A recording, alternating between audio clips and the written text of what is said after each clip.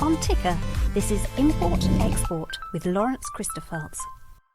We've got the real pleasure now of having Nick Henderson from Asialink Business on the show with us. I'm going to get straight into it. Nick, thanks so much for joining me and welcome to Import Export. You're welcome, and good to be with you. Great. Nick, I want to really get into a whole range of things, but first and foremost, for the viewers, so many people I'm sure have heard of Asialink, but can you tell us about the history and background and the role of Asialink in Australia? Sure. Asialink is actually an organisation that's been around for 30 years and has really been at the cornerstone of Australia's engagement with Asia over that period, covering education, arts and culture, diplomacy and business, and was founded by the Maya Foundation and the University of Melbourne. Asialink Business, as a part of the Asialink Group, is actually Australia's national centre for Asia capabilities, which is basically supported and funded through the Department of Industry up in Canberra, and where our basic purpose is to build the skills, knowledge and insights, or the capabilities of Australian businesses and the workforce to have good and economic and business outcomes in Asian markets. Yep. And we were founded on the back of a task force which was linked to Australia in the Asia Century, a white paper, which looked at what are some of the things that are important for businesses to do to enable successful engagement across a number of different areas in Asia. And our organisation really is geared around delivering that through research and information, through connections and insights, through events, and then also through capability building and education and training.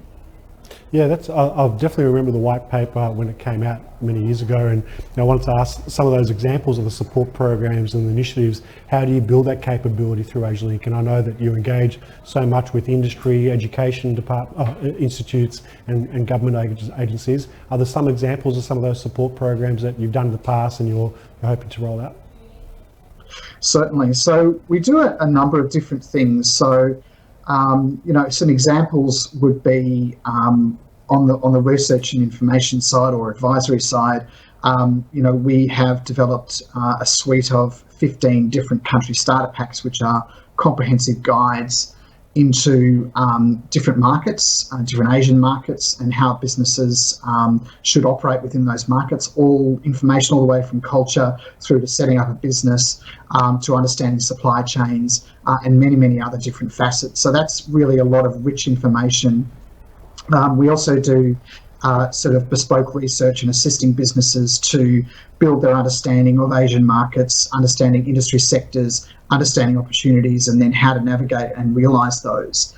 And some examples on the event side is we run, last year we ran over 70 events and forums around the country, and a lot of those focus on country and industry specific topics. For example, e-commerce, landscapes within Southeast Asia or China, understanding KOLs, or understanding agricultural and food opportunities in different ASEAN markets. So they're kind of very specific things on the events and forums side. And then on the capability development and skills side, we have programs we've developed specifically to build knowledge and competence across building an approach to e-commerce exports in different ASEAN markets, market entry and doing business in China. In the tourism side, leadership programs on building propositions and market approaches to deal with and to address the opportunities of the Chinese traveller, working with startups on their strategy formation and ideation for market entry to Asian markets, and working with culturally diverse teams, whether that be virtually or face-to-face, across Asia, but a lot of work that I've been doing with China and specifically Australian organisations that have very large accounts and business with China or have been acquired by Chinese companies and need to work with that cultural dynamic. Yep, sure. Nick, I know that I've had the privilege of coming to many fantastic Asialink events. How have you, I suppose, adjusted now for the COVID-19 situation with your programs? Are there things like online or webinars, or what are you doing with Asialink Business to sort of to keep out there with the market, the industry, and have you transitioned to some things online with some of these upcoming events and programs? Yeah, that's a great question. I think as a lot of organisations are dealing with the new reality that we're faced with, we as an organisation are also doing that.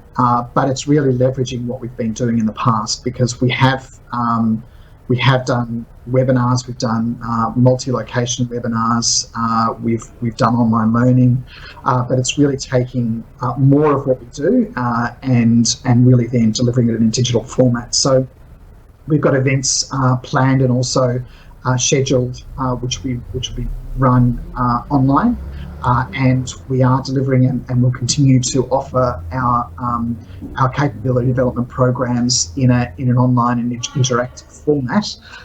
And as a business, we're working closely with our clients and also listening to the needs of what businesses need, because whilst we're all facing a very challenging time, and so are a lot of Asian markets, we are going to need to start looking at preparation for recovery. And as an organisation, and like yours as well, Lawrence, we're here to support businesses to prepare and to build capability, and obviously that's going to need to be done online. Yeah, absolutely, Nick. I think that's actually leading me to my next question, because obviously it is a challenging time, not just for us in Australia, but right across the world. We rely so heavily on Asia for our economy, but as you just alluded to, it's also a great opportunity to prepare for these new opportunities that are going to emerge out of the ashes, if you like, or rise out of the ashes. So what are the sort of opportunities that you foresee that could come about after the COVID-19 starts to get back to some sort of normality?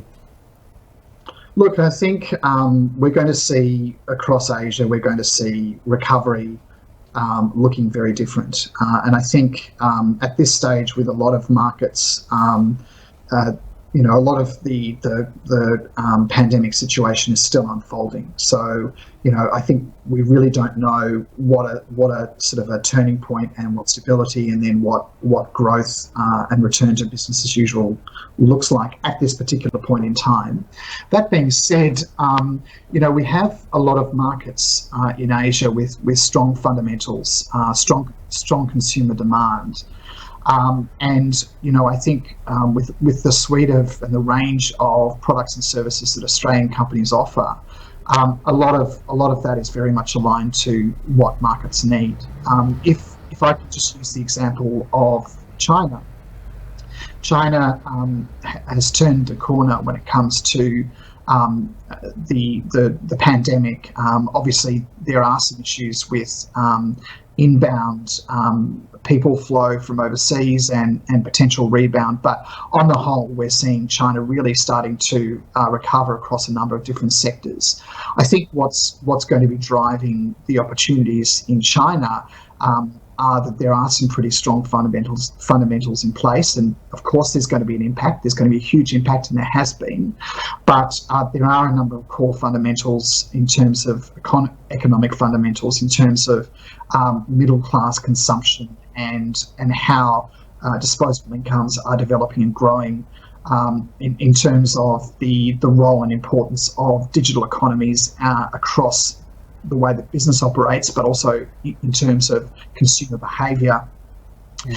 There will be opportunities that will come out of that, and we're already seeing across a number of different sectors starting to show signs through early research of pent-up demand that will enable opportunities for Australian businesses. That being said, China and a lot of Asian markets are challenging and competitive. Yeah.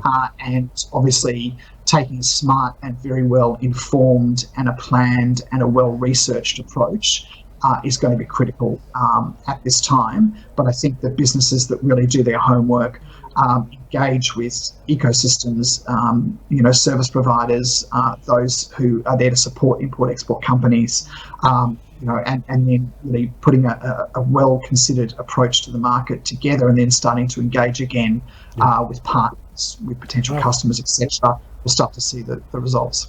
Great. Yeah, I think, Nick, that as you've alluded to there, the consumption is getting back on track now. People are getting back to work in China quite rapidly, and the opportunity for us that I see here in Australia is that the Aussie dollar is is not an all-time low, but it's been at a very low point now, which gives us that added export capability, that incentive for these Asian markets to give Australian products a go.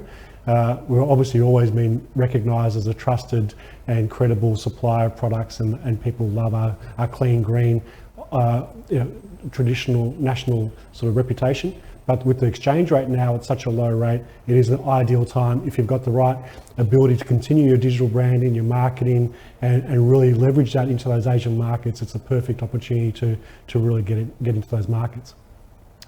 I wanted to also ask Nick, apart from China, I know you're an expert in China. You head up the China business practice there with Asialink. What are the other markets now that, because they've had some supply chain bottlenecks over the last few months, have you seen a bit of a shift with some other emerging Asian markets as well through Asialink Business? Have there been some new opportunities or new inquiries coming through? Yeah, look, I think we are seeing a number of the effects on business is different according to category of business, the size of the business. The level of engagement with the market. We're dealing with some mid to large size companies that are still continuing with their market growth engagements and strategy rollout within key Southeast Asia markets. I think the resounding feedback that we're getting is you need to stay very, very close to what's going on the ground.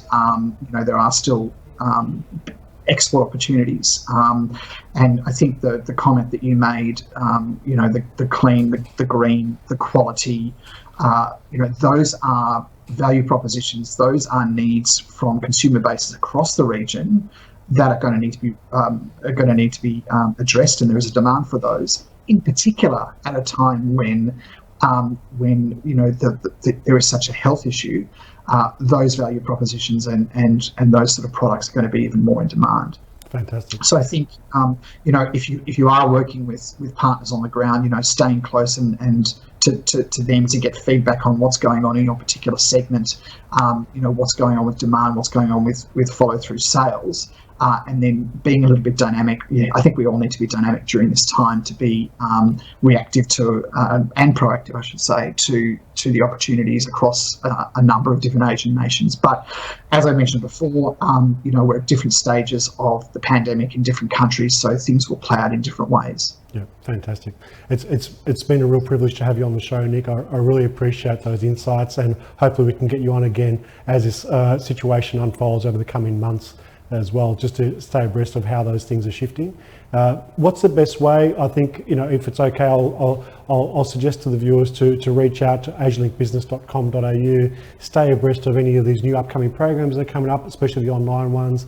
And it's a really great, powerful network that you've got with Asialink Business to really support businesses and navigate through this difficult time. So thanks so much, Nick. Really appreciate your time on the show, and look forward to having you on again in the coming months. Thanks, Lawrence. I really appreciate being asked. Really, if there is any way that we can support businesses at this time, we're here to support, and we are confident too that at the other end of this, that there are still huge opportunities within Asian markets. Fantastic. Thanks again, Nick. Look forward to keeping in touch. Take care. Thank you.